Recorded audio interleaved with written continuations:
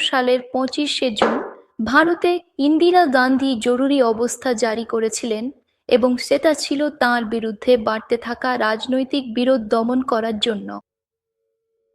দেশের সমস্ত বিরোধী দলগুলো ব্রেক টাইম 0.5 একজোট হয়ে সবাই মিলে ব্রেক টাইম 0.5 বর্তমান সরকার পরিবর্তনের জোরালো দাবি তুলেছিল। ব্রেক টাইম 0.5 অথবা তারা বর্তমান শাসন ব্যবস্থার পরিবর্তন চেয়েছিল।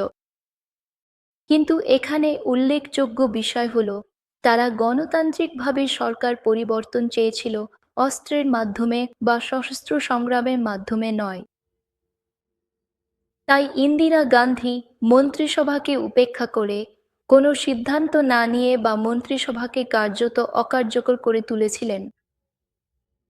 তিনি এগিয়ে গিয়ে সরাসরি রাষ্ট্রপতি ফখরুদ্দিন আলী আহমেদের কাছে যান এবং জরুরি অবস্থা জারির জন্য রাষ্ট্রপতির আদেশ নিয়ে আসেন। আর বাকিটা ইতিহাস। মানে, জরুরি অবস্থা জারির 2 দিনের মধ্যেই সব রাজনৈতিক দলের নেতা বা প্রধান বিরোধী নেতাদের জেলে পাঠানো হয়েছিল।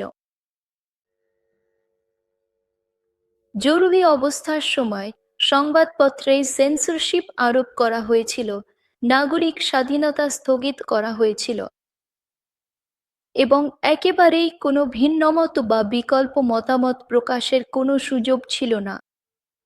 তাই এটাই ছিল সেই সময়ের অবস্থা।